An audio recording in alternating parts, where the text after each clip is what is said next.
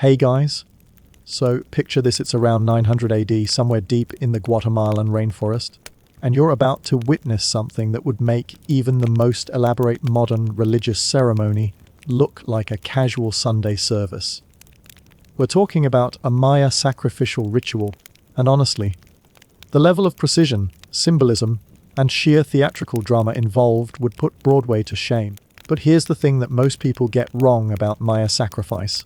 It wasn't some chaotic, bloodthirsty free for all like Hollywood loves to portray. No, this was more like, imagine if NASA planned a rocket launch, but instead of sending someone to space, they were sending someone to the gods. Every single detail was calculated, timed, and executed with the kind of precision that would make a Swiss watchmaker weep with envy. Tonight, we're going to follow one specific night, let's call it the night of the Jade Serpent, in the great city of Tikal, around 850 AD. We'll walk through every moment, from the weeks of preparation to the final ritual act, and I promise you, by the end of this, you'll understand why the Maya weren't just building pyramids for fun. They were constructing literal stairways to heaven, and the price of admission was, well, let's just say it was steep. And yeah, I know what you're thinking. Another video about human sacrifice, how original. But trust me, this isn't just about the gore, though there will be some of that because, accuracy. This is about understanding a civilization that was so sophisticated they could predict eclipses centuries in advance, but also believed that the universe would literally end if they didn't feed it human blood on a regular basis. So grab your metaphorical obsidian knife. Don't worry, we're keeping this educational, and let's dive into one of the most complex, beautiful, and terrifying nights in human history. The thing about Maya sacrifice is that it didn't just happen. You couldn't just wake up one morning and decide, hey, let's sacrifice someone today. No, these rituals were planned with the kind of meticulous attention to detail that would make modern event planners have nervous breakdowns. Our story begins about 3 months before the actual ceremony in the royal palace of Tikal, where the Ajor, that's the divine king, is meeting with his council of priests, astronomers, and military commanders. The topic of discussion: the upcoming Venus cycle and what the gods are demanding in return for continued prosperity.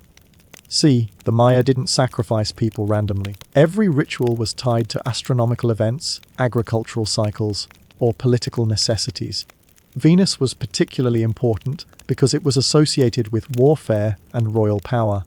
When Venus was about to reach a specific point in its cycle, that was prime time for major ceremonies. The head priest, let's call him Itzamna, after the creator god, is consulting a series of bark paper books called codices. These aren't just religious texts. They're sophisticated astronomical calculators that track the movements of planets, predict eclipses, and determine the most auspicious dates for various activities. Think of them as the Maya equivalent of Google Calendar, except instead of scheduling meetings, they're scheduling conversations with deities. The Venus Lord will reach the house of the Jaguar Sun in 83 days. Itzamna announces, his voice carrying the weight of absolute certainty. The gods will be hungry, and the rains must come, or the maize will fail. Now, here's where it gets interesting.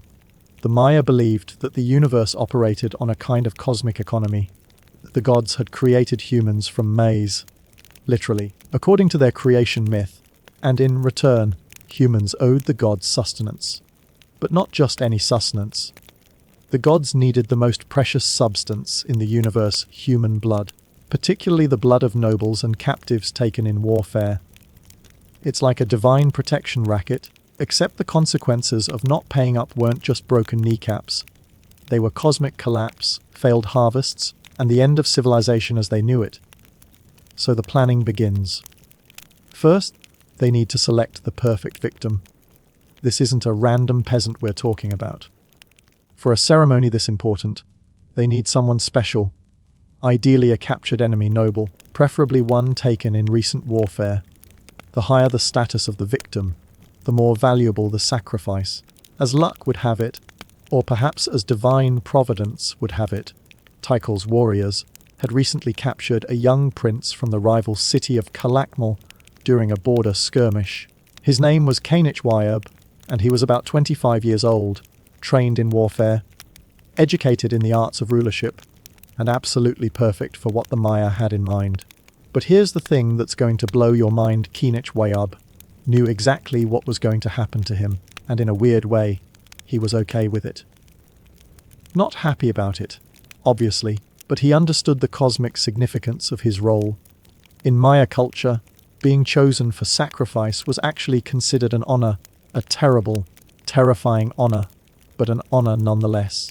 The Maya believed that sacrificial victims became divine messengers, carrying prayers and offerings directly to the gods.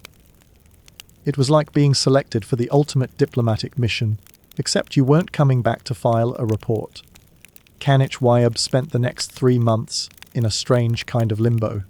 He was treated well, fed the finest foods, given comfortable quarters, allowed to receive visitors from his own city who came to pay their respects. But he was also constantly guarded and subjected to a series of purification rituals designed to make him spiritually perfect for his final role. Meanwhile, the entire city of Tikal was preparing. And when I say the entire city, I mean everyone from the king down to the lowliest farmer was involved in some aspect of the preparation. The artisans were working overtime, creating the elaborate costumes, masks, and ritual implements that would be needed for the ceremony. We're talking about jade ornaments carved with incredible precision, feathered headdresses that took months to assemble, obsidian knives so sharp they could split a hair, and ceramic vessels decorated with scenes of gods and mythological creatures. The architects and engineers were modifying the Great Pyramid in the center of the city, adding temporary structures and making sure the acoustics were perfect. Maya pyramids weren't just big piles of stone. They were sophisticated sound systems designed to amplify the human voice and create specific acoustic effects. When the high priest spoke from the top of the pyramid, his words would carry across the entire plaza, reaching thousands of people with crystal clarity. The astronomers were making final calculations, ensuring that the ceremony would begin at exactly the right moment when Venus reached its predetermined position. They had instruments, stone circles, carved pillars, carefully positioned windows in buildings that allowed them to track celestial movements with incredible accuracy. The farmers were preparing special crops, maize, cacao, tobacco, that would be offered to the gods alongside the human sacrifice. The hunters were tracking down specific animals, jaguars, quetzal birds, crocodiles, whose blood and feathers would be needed for various parts of the ritual. And the common people, they were practicing, because this wasn't going to be a ceremony where a few priests did their thing while everyone else watched passively. No, this was going to be a city-wide performance involving thousands of participants, all of whom had specific roles to play. Children were learning ritual songs and dances. Adults were rehearsing processions and ceremonial movements. Elderly people were preparing the foods and drinks that would be consumed during the multi-day festival that would surround the actual sacrifice. It's like if the entire population of a modern city spent 3 months preparing for a single, incredibly elaborate religious service. Except in this case, the service was literally a matter of life and death, not just for the victim, but for the entire cosmic order. As the day approached, the tension in Tikal became almost palpable. People spoke in hushed voices. Children stayed closer to their parents. Even the animals seemed to sense that something momentous was about to happen. The final week before the ceremony was spent in intensive purification rituals. Everyone who would participate directly in the sacrifice had to undergo cleansing ceremonies involving fasting, steam baths, and the consumption of hallucinogenic substances that would help them communicate with the spirit world. Wayab himself was subjected to the most intensive purification of all. He was bathed in sacred cenotes, natural limestone pools that the Maya considered gateways to the underworld. He was painted with special pigments made from cinnabar and hematite. His hair was arranged in elaborate patterns and decorated with jade ornaments, and through it all, he maintained the stoic dignity expected of Maya nobility. He knew his role, he understood its importance, and he was determined to play it perfectly. The priests, meanwhile, were entering altered states of consciousness through bloodletting, fasting, and the consumption of various psychoactive substances. They needed to be in direct communication with the gods to ensure that every aspect of the ceremony was performed correctly. Because here's the thing about Maya ritual, there was no room for error. Get the timing wrong, mispronounce a prayer, use the wrong type of incense, and the entire ceremony could be rendered ineffective. Worse, it could actually anger the gods and bring disaster upon the city. So as our story approaches its climax, imagine the scene, a city of 100,000 people, all focused on a single night, a single ceremony, a single moment when the boundary between the human and divine worlds would dissolve completely. The stage was set, the actors were prepared, the cosmic audience was waiting, and in just a few hours, Kanichwayub would take his final walk up the steps of the Great Pyramid, toward a destiny that would transform him from a captured prince into a divine messenger. But first, let's talk about what was actually going to happen to him, because the reality of Maya sacrifice was far more complex and ritualized than most people imagine. Okay, so here's where we need to get into the actual mechanics of Maya sacrifice. And I'm going to be honest with you, this is where things get pretty intense. But stick with me, because understanding the how and why of these rituals is crucial to understanding Maya civilization as a whole. First thing you need to know, there wasn't just one type of Maya sacrifice. Oh no, that would be too simple. The Maya had developed an entire taxonomy of sacrificial methods, each with its own specific purpose, symbolism, and cosmic significance. There was heart extraction, which is what most people think of when they hear human sacrifice. There was drowning, usually performed at cenotes and associated with the rain god Chark. There was flaying, where the victim's skin was removed and worn by priests to symbolize agricultural renewal. There was shooting with arrows, which was connected to fertility rituals. And there was decapitation, which was often part of the ballgame ritual. But for our ceremony, the night of the Jade Serpent, they were planning something even more elaborate, a ritual called the Dance of the Dying God, which combined elements of several different sacrificial methods into one spectacular, horrifying, and deeply meaningful ceremony. The basic idea was this Kanichwayub would be transformed into the Maize god, who in Maya mythology dies and is reborn to ensure the continuation of the agricultural cycle. The ritual would reenact this mythological death and rebirth, with Kanichwayub playing the starring role. But here's what makes this particularly complex. The ceremony wasn't just about killing someone. It was about killing them in exactly the right way, at exactly the right time, in exactly the right place, while performing exactly the right actions and speaking exactly the right words. Think of it like a Broadway show where the lead actor dies for real at the end of every performance. And if anyone misses their cue, the entire universe might collapse. No pressure, right? The ceremony was scheduled to begin at sunset on the day when Venus reached its predetermined position, but the preparations started much earlier, around noon, when the priests began the preliminary rituals that would gradually build up to the main event. The first phase involved the purification of the ceremonial space.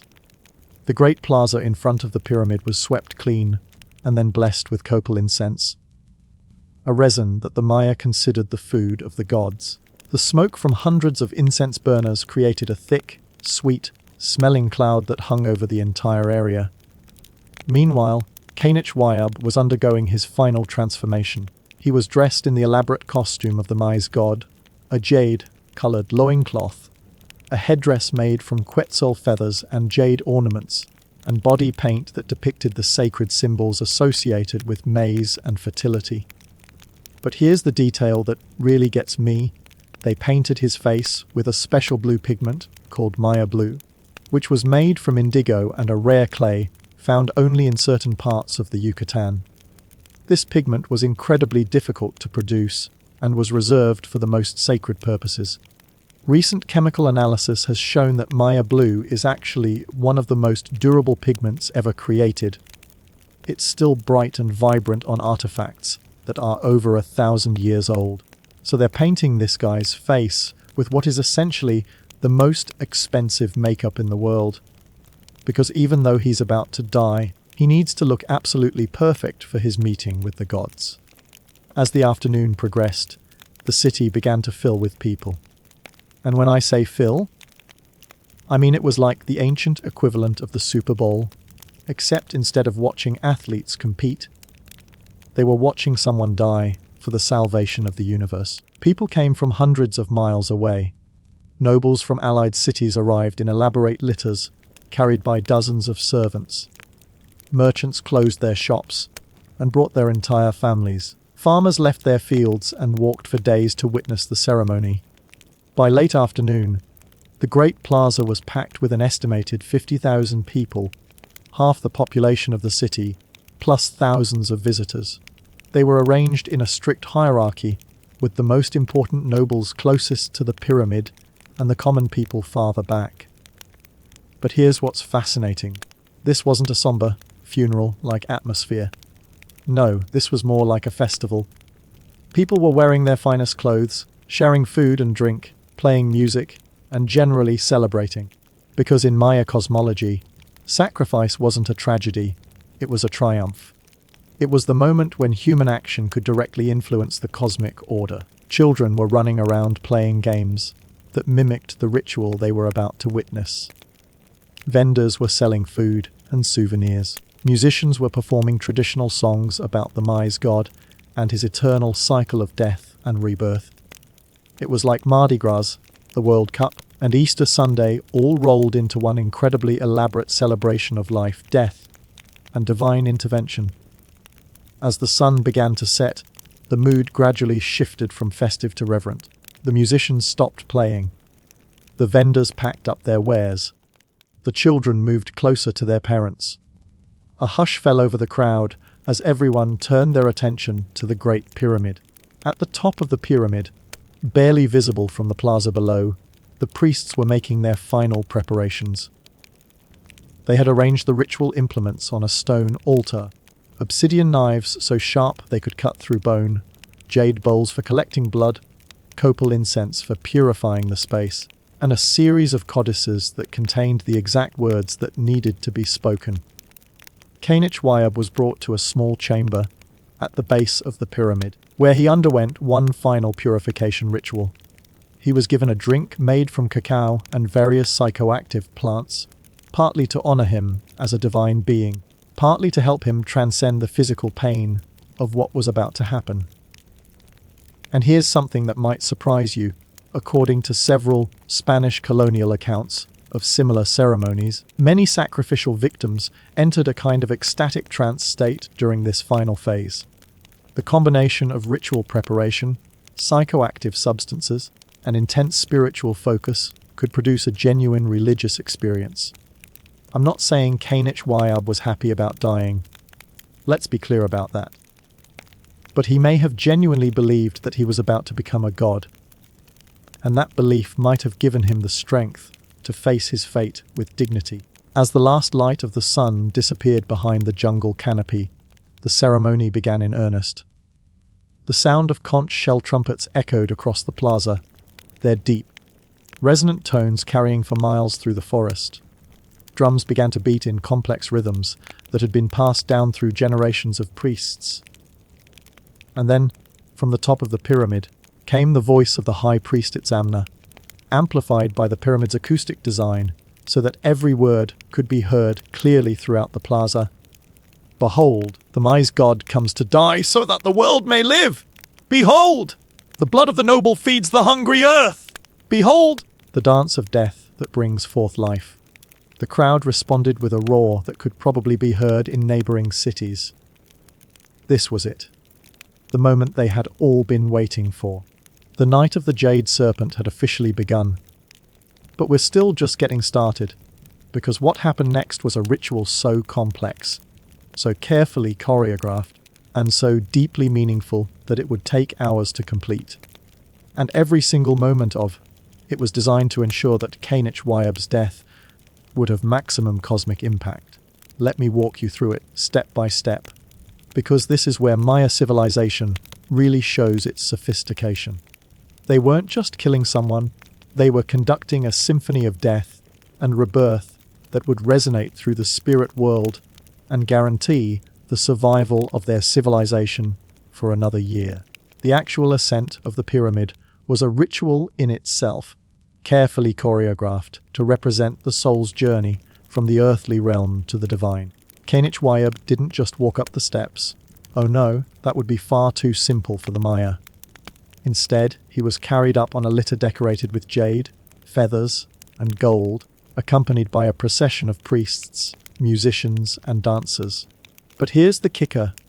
The procession stopped at specific intervals corresponding to different levels of the Maya cosmos.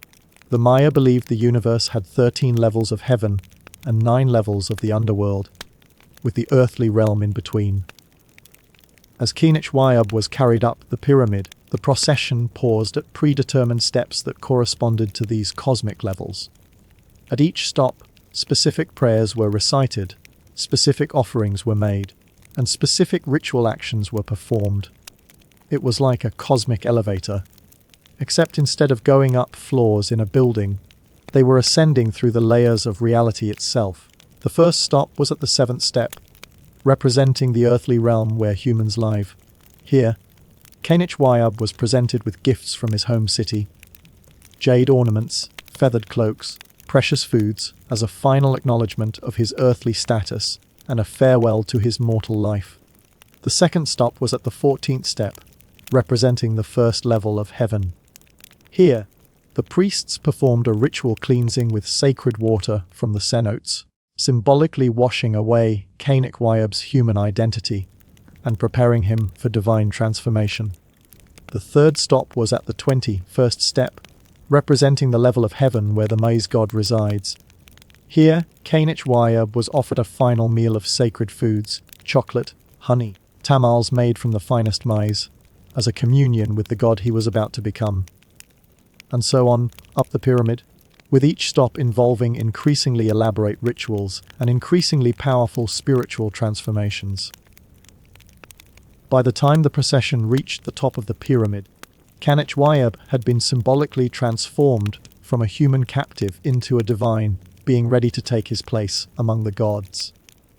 But here's what really gets me about this whole process. The crowd below wasn't just passively watching. No, they were active participants in every moment of the ritual. When the procession stopped at each level, the crowd would respond with specific chants, songs, and ritual movements that had been practiced for months in advance. It was like a massive, coordinated performance involving tens of thousands of people, all working together to ensure that Kanichwayab's transformation was spiritually effective and cosmically significant. The acoustics of the pyramid were designed to carry the priests' voices down to the crowd, but they also carried the crowd's voices up to the priests. So when 50,000 people chanted in unison, the sound would wash over the ritual participants like a wave of spiritual energy. Imagine being Kanichwayab in that moment, carried up toward the heavens on a tide of human voices, surrounded by the most elaborate ritual pageantry imaginable, knowing that your death was about to become the focal point of cosmic renewal. It must have been absolutely overwhelming. As the procession finally reached the top of the pyramid, the real ceremony began.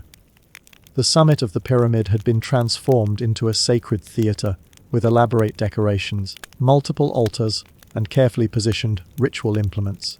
Kanichwayab was placed on a stone altar that had been carved with intricate designs, depicting the maize god's mythological death and rebirth. The altar itself was a work of art, covered with jade inlays, gold ornaments, and precious textiles that had taken master craftsmen months to create. Surrounding the altar were the priests, each wearing elaborate costumes that transformed them into specific gods and mythological figures.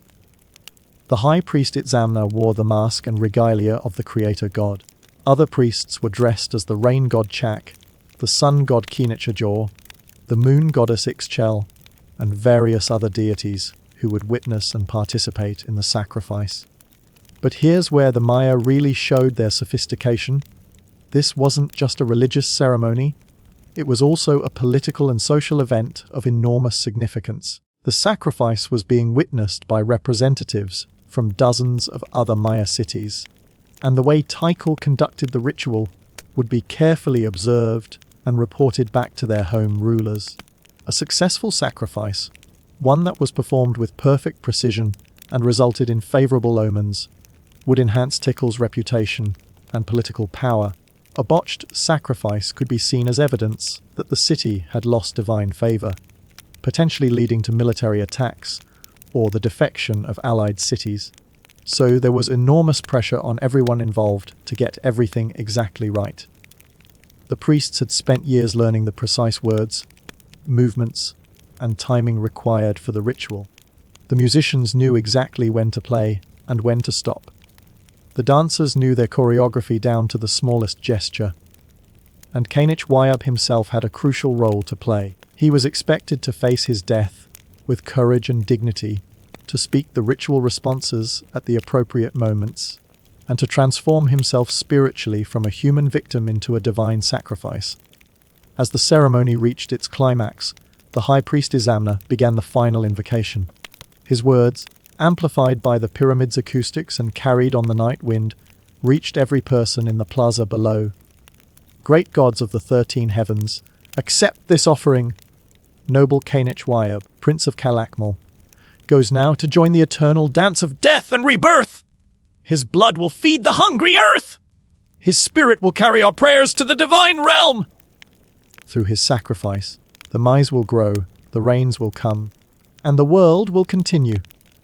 The crowd's response was deafening, a roar of approval and spiritual ecstasy that seemed to shake the very foundations of the pyramid. This was the moment they had all been waiting for, the climax of months of preparation and anticipation. But what happened next was not the quick, brutal death that Hollywood movies might suggest. No, the actual sacrifice was performed with the same precision and artistry that characterized every other aspect of Maya civilization. The obsidian knife used for the sacrifice was a masterpiece of craftsmanship, knapped by master artisans to a sharpness that modern surgeons would envy. The blade was so fine that it could cut through flesh with minimal pain, allowing for a death that was both swift and spiritually meaningful. Kanich Wayab's heart was removed with surgical precision and offered to the gods while it was still beating.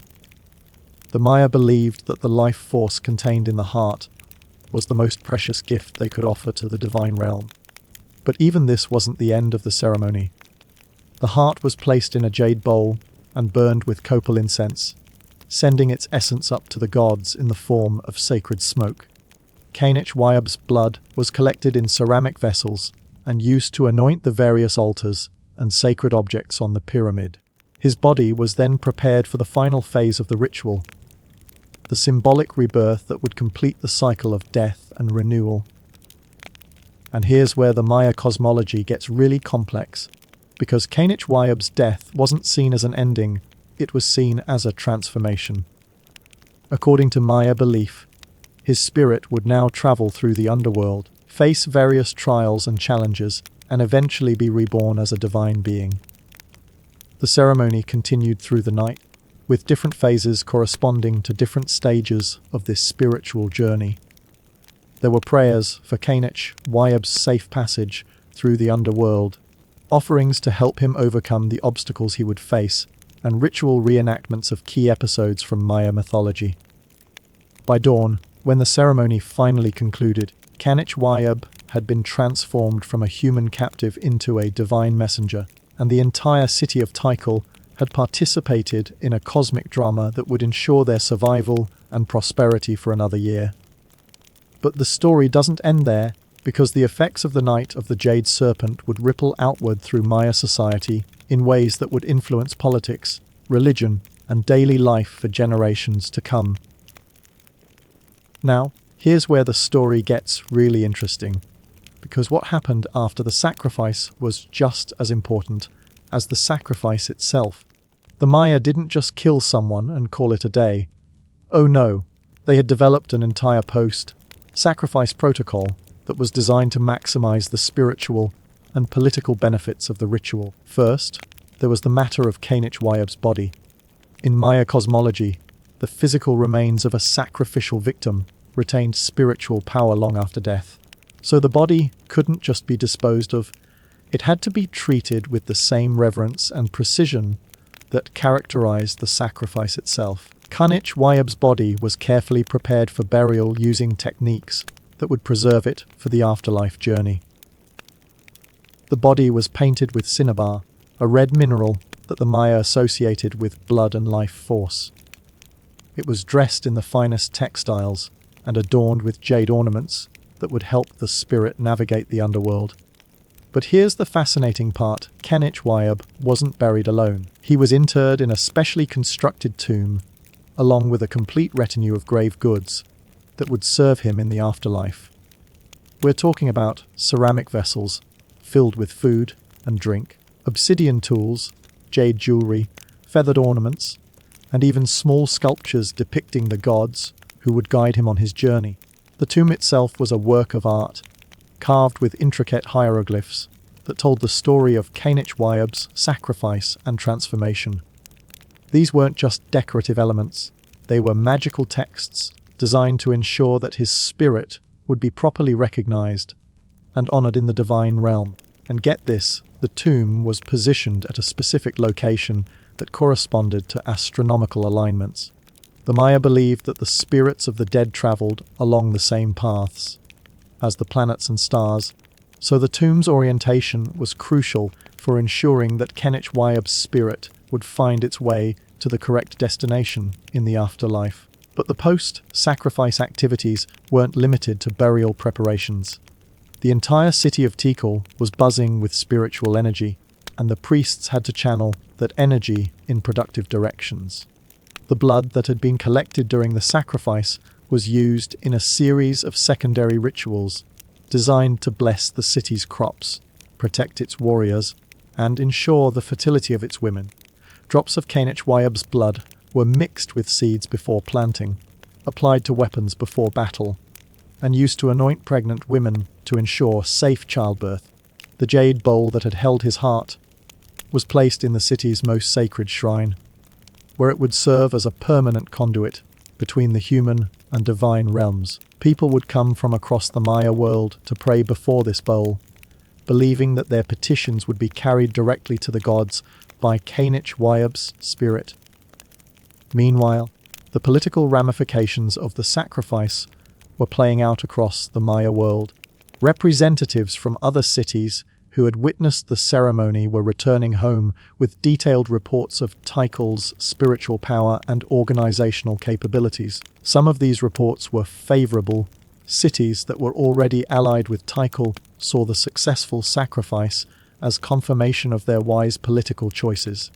But other reports were more ominous. Rival cities began to worry that Tikal's enhanced divine favor might translate into military advantages. Within weeks of the sacrifice, Tikal began receiving tribute payments from smaller cities that wanted to ensure they remained on the good side of a ruler who could command such elaborate ceremonies. Trade relationships were renegotiated in Tikal's favor. Marriage alliances were proposed between Tikal's nobility and the ruling families of other cities. It was like the ancient Maya equivalent of a successful IPO. The sacrifice had demonstrated Tikal's strength and stability, making it an attractive partner for other political entities. But here's what's really fascinating. The effects of the sacrifice weren't just political and economic. They were also deeply personal for the thousands of people who had participated in the ceremony. For many of the spectators, witnessing Wayab's transformation had been a profound spiritual experience. They had seen a human being become a god, and that experience would influence their religious beliefs and practices for the rest of their lives. Children who had watched the ceremony would grow up with vivid memories of the night when their city had successfully communicated with the divine realm. They would tell stories about Kanich courage and dignity to their own children, ensuring that his sacrifice would be remembered for generations. Adults who had participated in the ritual chanting and dancing reported experiencing altered states of consciousness, visions of the gods, and profound feelings of spiritual connection. Some of them would become priests themselves, dedicating their lives to maintaining the relationship between the human and divine worlds. Even the artisans and laborers who had helped prepare for the ceremony felt a sense of pride and accomplishment. They had contributed to something larger than themselves, something that would ensure the survival and prosperity of their entire civilization. And the priests, well, they were already planning the next sacrifice. Because in Maya cosmology, the universe required constant maintenance. The gods needed regular feeding, the cosmic cycles needed continuous renewal, and the delicate balance between order and chaos needed perpetual adjustment. Within days of Kanich sacrifice, the astronomers were calculating the next significant celestial event that would require ritual intervention. The artisans were beginning work on new ceremonial objects. The military commanders were planning raids to capture suitable victims for future ceremonies. It was like a cosmic subscription service, except instead of getting monthly deliveries of coffee or books, the Maya were providing regular deliveries of human souls to maintain their relationship with the divine realm. But here's something that modern people often miss about Maya sacrifice. It wasn't just about death. It was fundamentally about life. The Maya believed that death was necessary for renewal, that sacrifice was required for growth, and that the temporary loss of individual lives was essential for the eternal continuation of the universe. Kanich death had ensured that the maize would grow, the rains would come, and the sun would continue its daily journey across the sky. His sacrifice had prevented cosmic collapse and guaranteed another year of life for everyone in Tycho. From the Maya perspective, this wasn't murder, it was the ultimate act of cosmic responsibility. They were literally keeping the universe running through their ritual activities. And the evidence suggests that, at least in the short term, their system worked. The years following major sacrificial ceremonies were often marked by good harvests, military victories, and general prosperity. Whether this was due to divine intervention or simply the psychological and social benefits of shared ritual experience is a question that archaeologists and anthropologists are still debating. But there's no debating the fact that Maya civilization flourished for over 1,000 years using this system.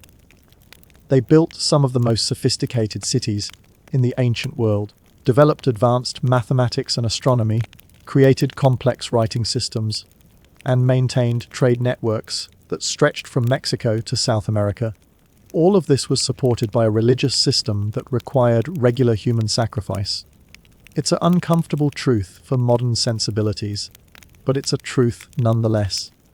As the weeks passed after the night of the Jade Serpent, life in Tycho gradually returned to normal. The temporary structures on the pyramid were dismantled. The ritual implements were cleaned and stored for future use. The visiting dignitaries returned to their home cities. But the memory of Kanich sacrifice lingered.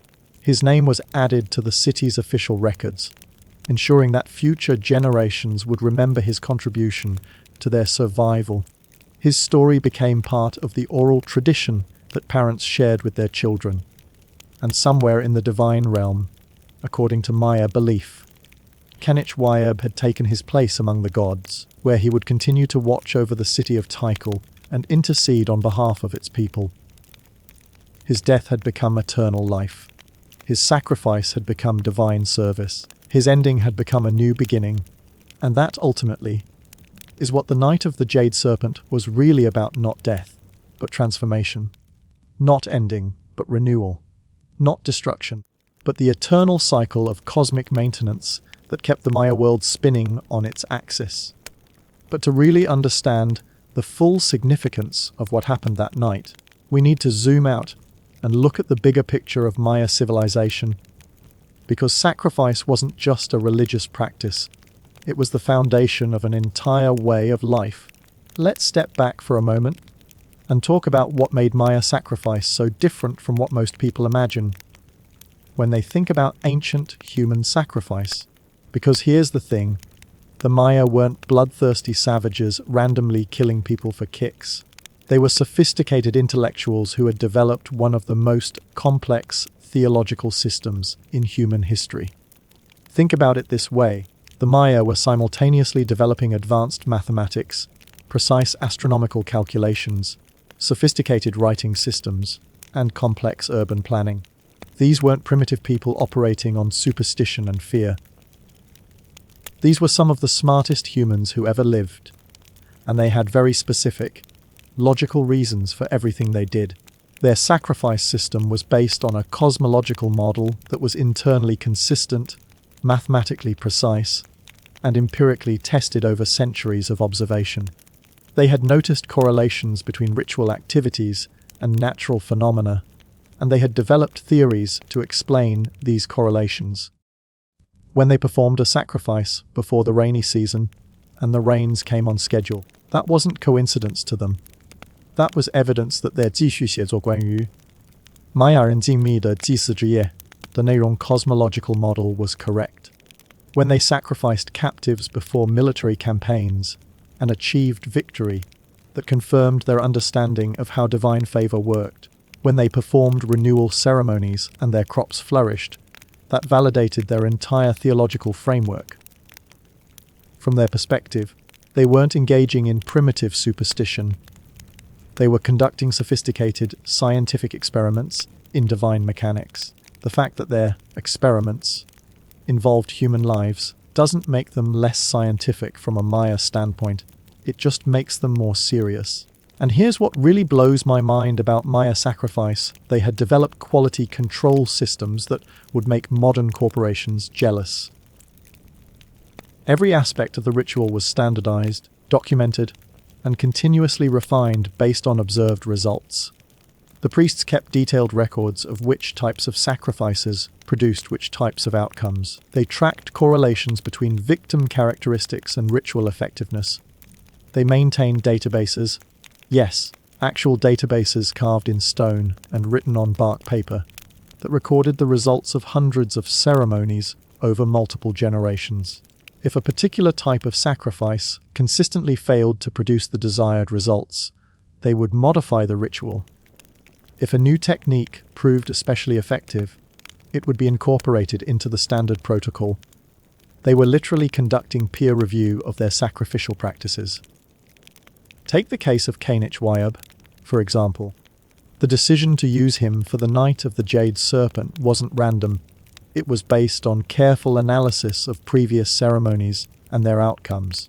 The priests had records showing that sacrifices of captured enemy nobles during Venus cycles had historically produced the best results in terms of agricultural productivity and military success. They had data on the optimal age range for victims, 20-30 years old, the most effective preparation methods, 3 months of purification, and the ideal timing for the ceremony, sunset on the day of Venus maximum elongation.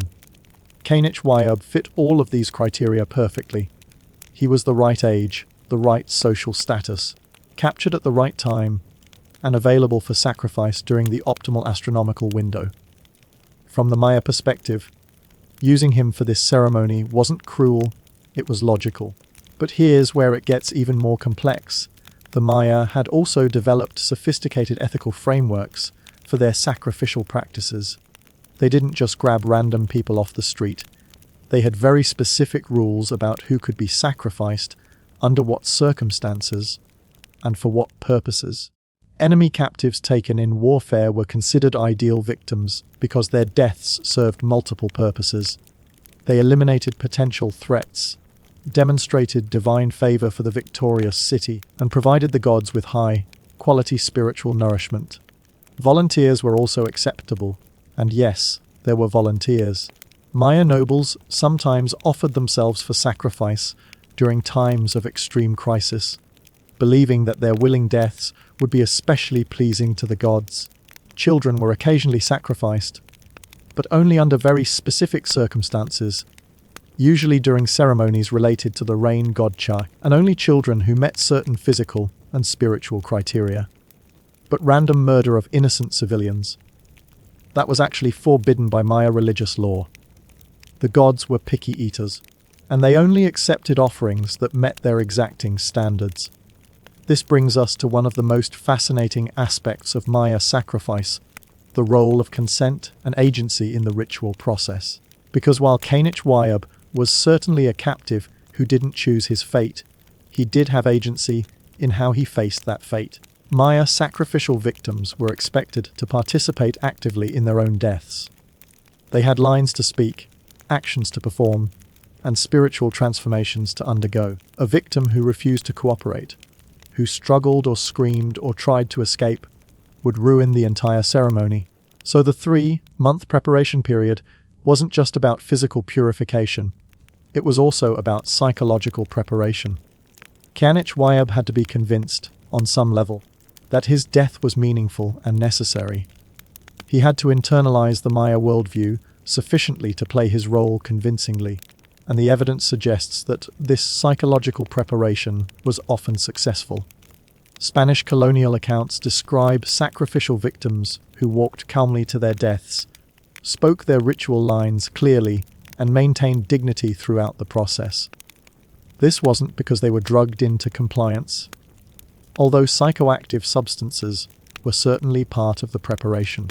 It was because they had genuinely come to believe in the cosmic significance of their sacrifice. Think about that for a moment. The Maya had developed psychological techniques so sophisticated that they could convince people to cooperate in their own ritual murder. That's either the most advanced form of brainwashing in human history, or it's evidence of a religious system so compelling that even its victims found it convincing. Probably it was a bit of both. But let's get back to our story, because the effects of Kanich Wayab's sacrifice were still rippling outward through Maya society in ways that would reshape the political landscape of Mesoamerica. About 6 months after the night of the Jade Serpent, Tikal's armies achieved a stunning military victory against a coalition of rival cities. The victory was so complete and so unexpected that it sent shockwaves throughout the Maya world. From Tikal's perspective, this victory was direct evidence that Kanich Wayab's sacrifice had been effective. The gods had accepted their offering and were rewarding them with military success. This confirmation of divine favor led to increased confidence, more aggressive military campaigns, and ultimately to Tikal's emergence as the dominant power in the region. But the victory also had unintended consequences. Other Maya cities, seeing Tikal's success, began to intensify their own sacrificial practices. If Tikal could achieve such dramatic results with one elaborate ceremony, imagine what could be accomplished with multiple ceremonies, larger sacrifices, and more frequent rituals. This led to what archaeologists now call the sacrificial arms race of the late Classic period. Maya cities began competing to see who could stage the most elaborate ceremonies, sacrifice the most prestigious victims, and demonstrate the strongest divine connections. The result was a dramatic escalation in both the frequency and the scale of human sacrifice throughout the Maya world. What had once been occasional, carefully planned ceremonies became regular, almost routine events. Cities that had previously sacrificed a few individuals per year began sacrificing dozens or even hundreds. This escalation had profound effects on Maya society. The constant demand for sacrificial victims led to more frequent warfare as cities raided each other for captives. The resources devoted to ceremonial activities increased dramatically, diverting labor and materials from other productive activities. Most significantly, the psychological impact of constant sacrifice began to change Maya culture in fundamental ways. A society that had once viewed sacrifice as a sacred, rare event began to see it as a normal part of daily life. Children grew up expecting to witness regular executions. Adults became desensitized to violence and death. The entire social fabric of Maya civilization began to revolve around the systematic killing of human beings. And here's the really tragic part. The escalation may have been counterproductive, even from a Maya perspective. there's some evidence that the gods became oversaturated with sacrificial offerings, leading to diminishing returns on ritual investment. The more people the Maya sacrificed, the less effective each individual sacrifice became. This led to even more elaborate ceremonies and even larger numbers of victims, creating a vicious cycle that ultimately consumed enormous amounts of human and material resources. Some Maya cities were devoting up to 30% of their annual economic output to sacrificial ceremonies by the end of the classic period. That's an unsustainable level of resource allocation for any society, no matter how sophisticated. But in the immediate aftermath of Kanich-Wayub's sacrifice, none of these long-term consequences were apparent. All anyone in Tycho could see was that their ceremony had worked exactly as intended. The gods were happy, the city was prosperous, and their enemies were defeated. The success of the Night of the Jade Serpent became a template that other Maya cities tried to copy. The specific rituals, the timing, the preparation methods, even the architectural modifications to the pyramid, all of these elements were studied, documented, and replicated throughout the Maya world. Kanich-Wayub's sacrifice had become the gold standard for Maya ritual practice. His death had been so successful, so cosmically effective, that it influenced sacrificial ceremonies for generations to come. But here's something that might surprise you. Kanich-Wayub himself became a kind of celebrity in the Maya afterlife. His name appeared in ritual texts, his story was told in ceremonial contexts, and his spiritual intercession was invoked in prayers and offerings. He had achieved the ultimate Maya success story, transformation from a mortal captive into an immortal divine messenger. His death had been so meaningful, so cosmically significant, that it had earned him a permanent place in the Maya pantheon. In a weird way, Kanich-Wayub had won. He had been captured, enslaved, and killed by his enemies, but his sacrifice had been so effective that he had become more powerful in death than he ever could have been in life. His spirit was now believed to have direct access to the gods, the ability to influence natural phenomena, and the power to intercede on behalf of human petitioners. People from across the Maya world would pray to Kanich-Wayub, asking for his help with everything from crop failures to military campaigns. He had become, in essence, a Maya saint, a human being whose sacrificial death had elevated him to divine status. And that transformation, from enemy captive to divine intercessor, perfectly encapsulates the Maya understanding of sacrifice. It wasn't about destruction, it was about transformation. It wasn't about ending, it was about transcendence.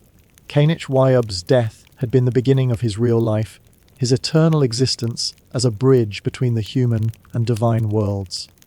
But to fully appreciate the significance of what happened to Kanich-Wayub, we need to understand how Maya sacrifice fit into the broader context of Mesoamerican civilization. Because the Maya weren't the only people practicing human sacrifice, they were part of a much larger cultural tradition that stretched across time and space. Now, here's where the story gets really fascinating, because Maya sacrifice wasn't happening in isolation. It was part of a broader Mesoamerican tradition that included the Aztecs, the Olmecs, the Zapotecs, and dozens of other civilizations. But each culture had developed its own unique approach to human sacrifice, creating a diverse ecosystem of ritual practices that influenced and competed with each other. The Aztecs, for example, were famous for their massive sacrificial ceremonies that could involve thousands of victims in a single event. Their approach was more about quantity and spectacle. They wanted to overwhelm the gods with sheer volume of offerings. The Maya, by contrast, focused on quality and precision. They preferred smaller numbers of carefully selected victims who underwent extensive preparation and elaborate ritual treatment.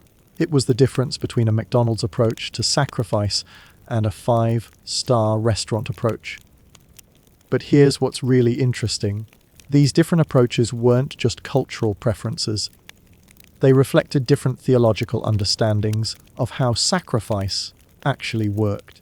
The Aztecs believed that the gods needed massive quantities of blood to maintain their strength and continue their cosmic functions.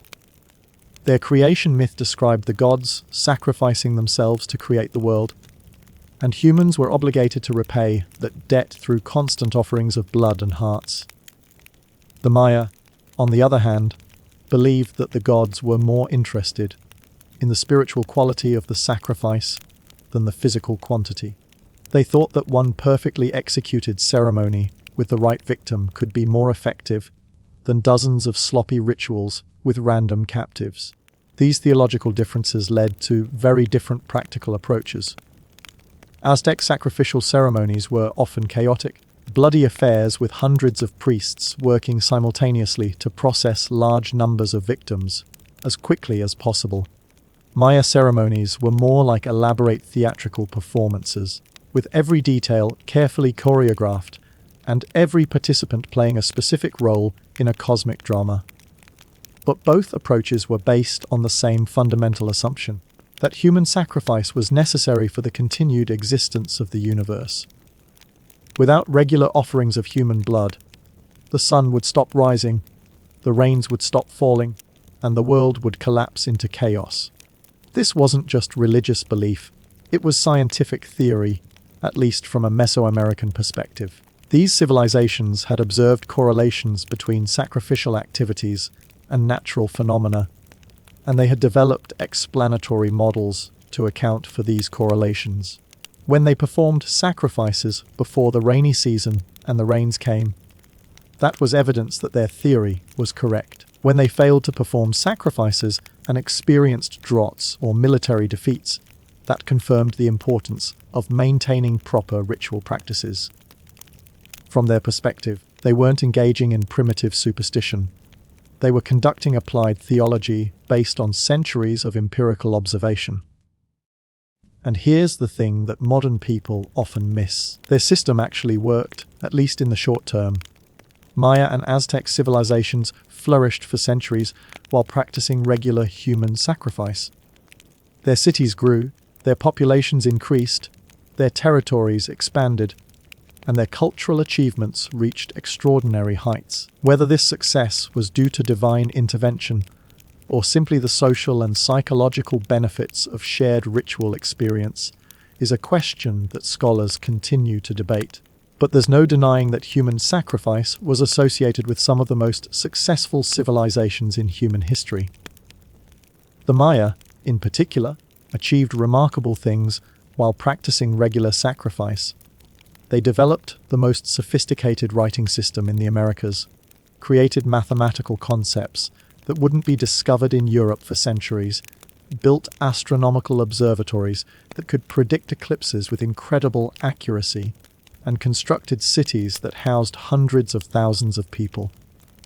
All of this was accomplished by a civilization that regularly killed people as part of their religious practice. It's an uncomfortable truth, but it's a truth nonetheless. But let's get back to Cainich and the specific impact of his sacrifice, because his story illustrates something important about how individual ritual events could influence the broader course of Mesoamerican history. The success of the Night of the Jade Serpent didn't just affect Tikal, it sent ripples throughout the entire Maya world and beyond. Other Mesoamerican civilizations heard about Tikal's elaborate ceremony and its apparently successful results, and they began to incorporate Maya techniques into their own sacrificial practices.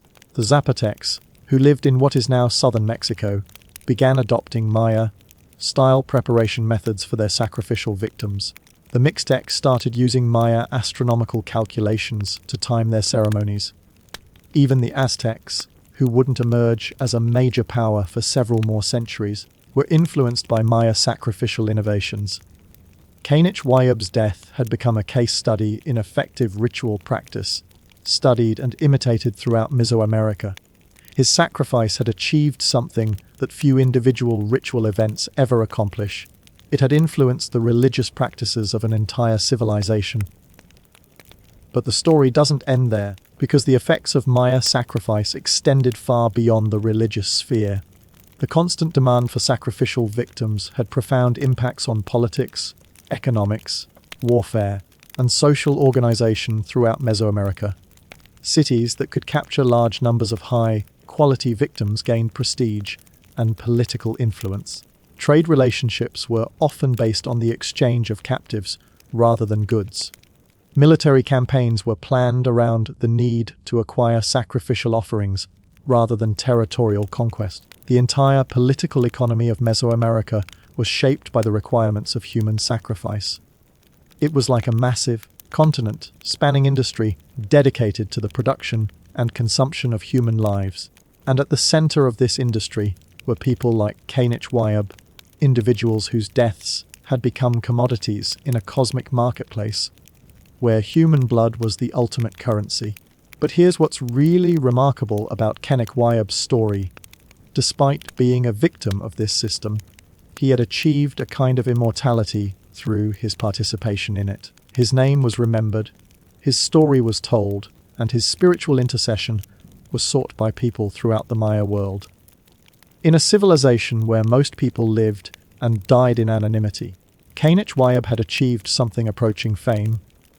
His death had been so meaningful, so cosmically significant, that it had elevated him above the ordinary run of humanity. He had become a bridge between the mortal and divine worlds, a conduit through which human prayers could reach the gods and divine blessings could flow back to Earth.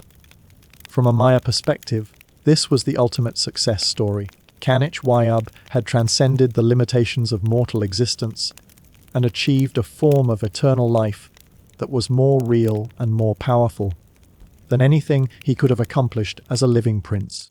His sacrifice had been the price of admission to the divine realm, and from the Maya point of view, it was a price worth paying.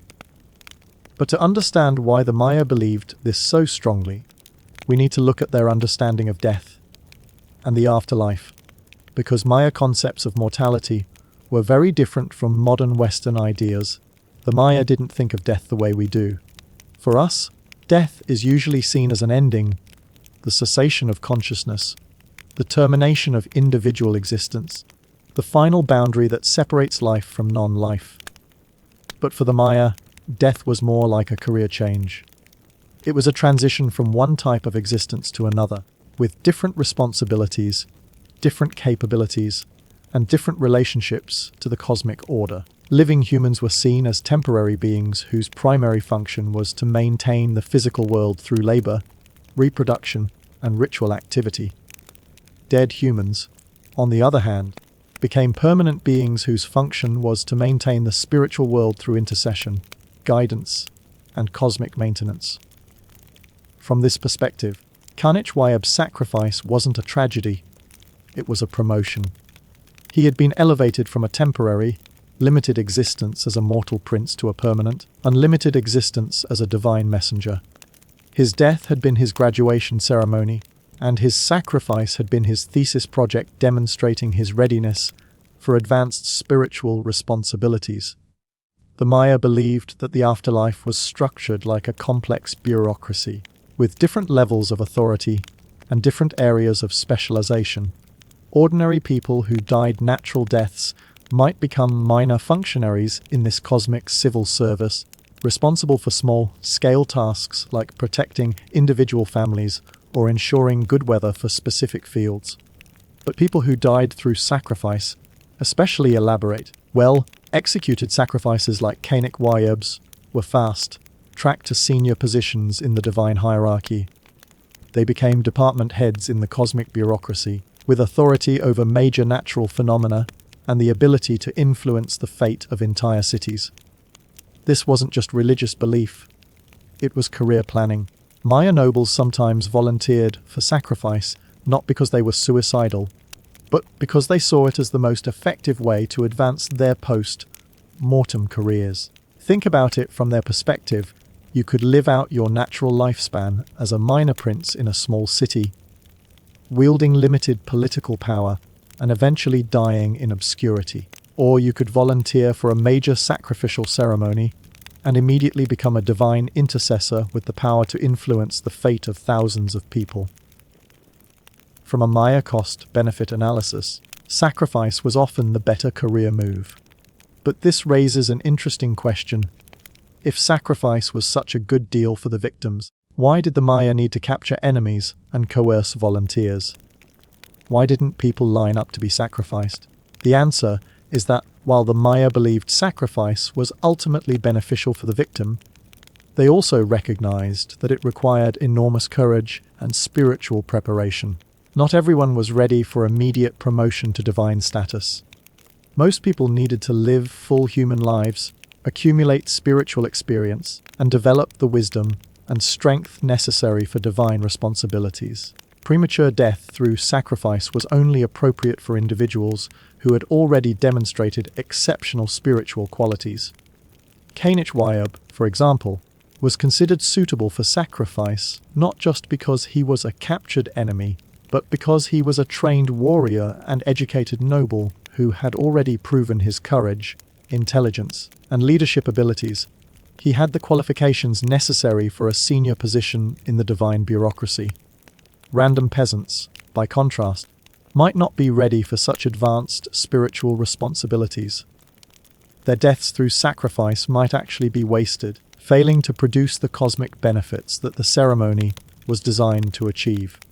So the Maya had developed sophisticated criteria for selecting sacrificial victims, based not just on political considerations, but also on spiritual qualifications. They needed people who were ready for divine promotion, not just people who were convenient to kill. This brings us to one of the most complex aspects of Maya sacrifice, the role of spiritual preparation in the ritual process. Because the 3 months that Wayab spent preparing for his death weren't just about physical purification, they were about spiritual education. He was being taught Maya cosmology, trained in ritual procedures, and prepared for his future responsibilities as a divine intercessor.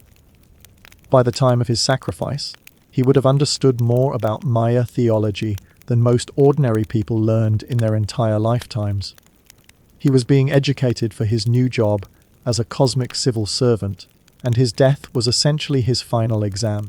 The priests who supervised this preparation weren't just executioners. They were spiritual advisors helping Wayab transition from his old life to his new existence. They were career counselors for the afterlife, ensuring that he would be ready to take on his divine responsibilities. And the evidence suggests that this preparation was often successful. Colonial Spanish accounts describe sacrificial victims who seemed genuinely calm and confident as they approached their deaths, as if they were looking forward to their new careers rather than dreading their executions. This wasn't just the result of drugs or brainwashing, although both were certainly involved. It was the result of a comprehensive educational program that convinced people that death through sacrifice was not only meaningful, but actually desirable. The Maya had developed what may have been the most sophisticated death preparation system in human history, designed to help people transition smoothly from mortal existence to divine service. From their perspective, Wayab's 3 months of preparation had been like attending graduate school for godhood. His sacrifice had been his graduation ceremony, and his transformation into a divine messenger had been his first professional assignment. But to really understand how this system worked, we need to look at the specific techniques the Maya used to prepare people for sacrifice, because their methods were far more sophisticated than most people realize.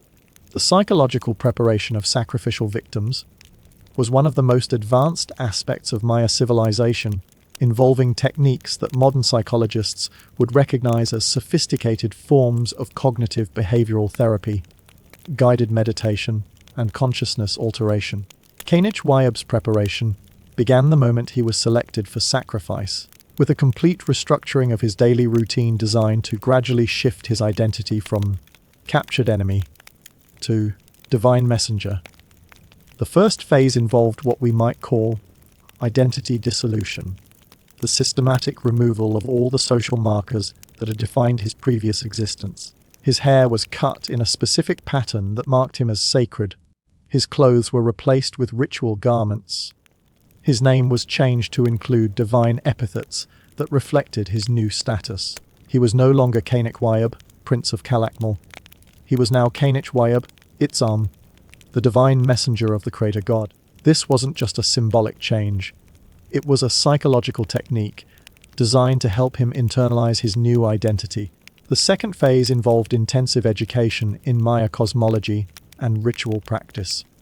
Kanich was taught the creation myths, the structure of the universe, the names and functions of the various gods, and the cosmic significance of sacrifice. But this wasn't just academic instruction. It was experiential learning designed to give him direct, personal knowledge of the spiritual realities he would soon be joining. He participated in ritual ceremonies, experienced visions through the use of psychoactive substances, and underwent spiritual exercises designed to expand his consciousness. By the end of this phase, Kanich would have had a deeper understanding of Maya theology than most ordinary people ever achieved. He would have experienced direct contact with the divine realm and developed personal relationships with the gods he would soon be serving. The third phase involved what we might call death rehearsal, systematic preparation for the actual moment of sacrifice. Kanich practiced the ritual responses he would need to give, rehearsed the physical movements he would need to perform, and underwent meditation exercises designed to help him maintain consciousness and dignity during the sacrifice itself. This phase also involved the gradual introduction of pain and discomfort, designed to help him develop the physical and mental discipline necessary to face death with courage. He underwent bloodletting rituals, fasting periods, and other forms of controlled suffering that would prepare him for the ultimate sacrifice. The final phase involved spiritual transformation, the actual process of becoming a divine being while still alive. Through intensive meditation, ritual practice, and the use of powerful psychoactive substances, Kanich was guided through experiences that convinced him he had already begun his transformation into a god. By the time of his sacrifice, he genuinely believed that he was no longer fully human. He had experienced divine visions, communicated directly with the gods, and felt the power of cosmic forces flowing through his body. His death would simply complete a transformation that had already begun. This preparation system was incredibly sophisticated, involving techniques that wouldn't be developed in Western psychology for another 1,000 years. The Maya had essentially created a comprehensive program for helping people overcome the fear of death and embrace their own execution as a positive, meaningful experience. And the evidence suggests that it worked. Spanish colonial accounts consistently describe Maya sacrificial victims as calm, dignified, and apparently willing participants in their own deaths. This wasn't the result of coercion or drugs alone. It was the result of a systematic program designed to make people genuinely want to be sacrificed. Think about that for a moment. The Maya had developed psychological techniques so advanced that they could convince people that being killed was actually good for them. That's either the most sophisticated form of manipulation in human history, or it's evidence of a religious system so compelling that even its victims found it convincing. Probably it was both, but the really remarkable thing about Kanich preparation is that it wasn't unique. The Maya had developed standardized protocols for preparing sacrificial victims, with detailed manuals that specified exactly what techniques to use, in what order, and for how long. Different types of victims required different preparation methods. Enemy captives like Kanich underwent the full 3-month program designed to transform them from hostile foreigners into willing divine messengers. Volunteer victims required less intensive preparation, since they were already committed to the process. Child victims needed specialized techniques appropriate for their age and psychological development. The Maya had essentially created a sacrificial curriculum, with different tracks for different types of students and standardized learning objectives for each phase of the program. And they kept detailed records of their results, tracking which preparation methods produced the most successful sacrifices, and continuously refining their techniques based on observed outcomes. It was like a combination of religious seminary, psychological treatment program, and corporate training initiative, all designed to produce the highest quality divine messengers possible. The priests who supervised this preparation weren't just religious officials, they were trained psychologists who understood how to reshape human consciousness and redirect fundamental survival instincts. They had developed techniques for overcoming the fear of death, embracing physical pain, and finding meaning in personal destruction that were far more sophisticated than anything available in the modern world. And they applied these techniques with the same precision and attention to detail that characterized every other aspect of Maya civilization. Kanich Wayab's transformation from terrified captive to willing sacrifice wasn't an accident. It was the predictable result of a carefully designed program implemented by highly trained specialists using proven methods.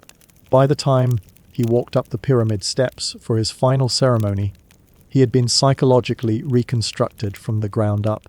He was no longer the same person who had been captured 3 months earlier. He had become something new. A hybrid being who was part human, part divine, and fully committed to his role as a cosmic messenger. His death wasn't just a sacrifice, it was the culmination of one of the most sophisticated psychological transformation programs in human history. And that transformation was about to change not just Kanich Wayab's existence, but the entire course of Maya civilization. But here's where the story takes an unexpected turn, because the long-term consequences of the Night of the Jade Serpent weren't what anyone expected. The sacrifice that was supposed to ensure Ikal's prosperity for generations actually set in motion a chain of events that would ultimately contribute to the collapse of Maya civilization. Remember that sacrificial arms race I mentioned earlier? Well, Kanich Wayab's sacrifice was essentially the starting gun for that competition.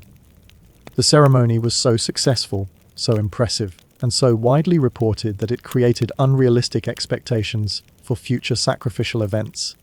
Other Maya cities began trying to outdo Tikal's achievement, staging increasingly elaborate ceremonies with larger numbers of victims and more expensive ritual preparations. What had once been occasional religious observances became regular competitive spectacles.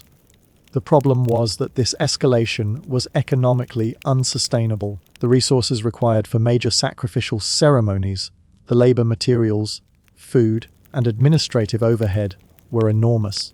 Cities were spending increasing percentages of their annual budgets on ritual activities, diverting resources from infrastructure maintenance, agricultural development, and other productive investments. By the end of the 8th century, some Maya cities were devoting up to 40% of their economic output to sacrificial ceremonies. That's like a modern country spending nearly half its GDP on religious festivals. It's simply not sustainable in the long term. But the Maya were trapped in a system of their own creation. Once they had established the principle that divine favor depended on the quality and quantity of sacrificial offerings, they couldn't scale back their ceremonies without appearing to abandon their religious obligations. Any city that reduced its sacrificial activities would be seen as losing divine favor, making it vulnerable to attack from rivals who maintained their ritual commitments. So the escalation continued, even as it became increasingly clear that the system was economically destructive. The irony is that Kanich Wayab's sacrifice, which was intended to ensure Tikal's long-term prosperity, actually initiated a process that would ultimately undermine the economic foundations of Maya civilization. But the effects weren't just economic. The constant demand for sacrificial victims also had profound social and political consequences that destabilized Maya society in fundamental ways. The need for high-quality victims led to increasingly frequent warfare as cities raided each other for captives. But this wasn't the limited, ritualized warfare that had characterized earlier Maya conflicts. This was total war aimed at capturing as many nobles and trained warriors as possible. The result was a dramatic increase in the scale and intensity of Maya warfare. Cities that had once fought occasional border skirmishes were now engaging in massive military campaigns designed to capture hundreds of prisoners at a time. This escalation in warfare had devastating effects on Maya agriculture and trade. Farmers couldn't tend their fields when they were constantly under threat of attack. Merchants couldn't travel safely when the roads were filled with raiding parties. Entire regions became depopulated as people fled to fortified cities for protection. The Maya world, which had once been characterized by peaceful trade relationships and limited conflicts, became a landscape of constant warfare and mutual destruction. And at the center of this chaos was the memory of Kanich-Wayab's sacrifice, the perfect ceremony that had set the standard for all future ritual activities. Every Maya ruler wanted to stage a sacrifice as successful as the Night of the Jade Serpent. Every priest wanted to achieve the same level of cosmic effectiveness. Every city wanted to demonstrate the same degree of divine favor. But the more they tried to replicate Kanich-Wayab's sacrifice, the more resources they consumed, and the more violence they generated. The pursuit of ritual perfection had become a destructive obsession that was tearing Maya civilization apart. By the 9th century, the effects of this obsession were becoming impossible to ignore. Maya cities were experiencing population decline, economic stagnation, and social unrest on an unprecedented scale. The great urban centers that had once housed hundreds of thousands of people were being abandoned as residents fled to smaller, more defensible communities. The elaborate trade networks that had connected the Maya world were collapsing as warfare made long-distance commerce impossible. The sophisticated agricultural systems that had supported dense populations were failing as farmers abandoned their fields and irrigation systems fell into disrepair. And through it all, the sacrificial ceremonies continued, consuming ever larger quantities of human and material resources in a desperate attempt to restore the divine favor that seemed to be slipping away. The Maya had created a religious system that required constant escalation to maintain its effectiveness, and that escalation had become economically and socially unsustainable. Kanich-Wayab's sacrifice had been intended to ensure the continuation of Maya civilization, but it had actually initiated a process that would lead to its collapse. The Night of the Jade Serpent had become the beginning of the end for one of the most sophisticated civilizations in human history. But here's the really tragic part. The Maya themselves understood what was happening. They had records showing the correlation between increased sacrificial activity and social instability. They had data demonstrating the economic costs of their ritual escalation. But they couldn't stop.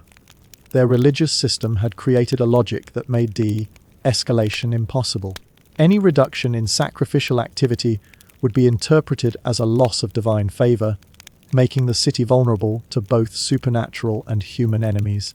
So they were trapped in a cycle of destructive behavior that they knew was unsustainable but couldn't abandon without appearing to betray their fundamental religious commitments. It was like being addicted to a drug that you know is killing you, but can't stop taking, because withdrawal might be even worse. The Maya had become addicted to human sacrifice, and like all addictions, it eventually consumed everything they had built. By 900 AD, just 50 years after Kanich-Wayab's sacrifice, most of the great Maya cities had been abandoned. The population had declined by an estimated 80%. The sophisticated political and economic systems that had supported Maya civilization for over 1,000 years had collapsed completely. The survivors retreated to smaller communities in more remote areas, where they continued to practice simplified versions of their traditional religion. But the great age of Maya civilization was over, ended by the very ritual system that was supposed to ensure its eternal continuation. Kanich-Wayab had achieved immortality through his sacrifice. But the civilization that had created him had destroyed itself in the pursuit of ritual perfection. His death had become eternal, but the society that had given his death meaning had vanished into the jungle, leaving only empty pyramids and overgrown plazas as monuments to the power and ultimate futility of human sacrifice.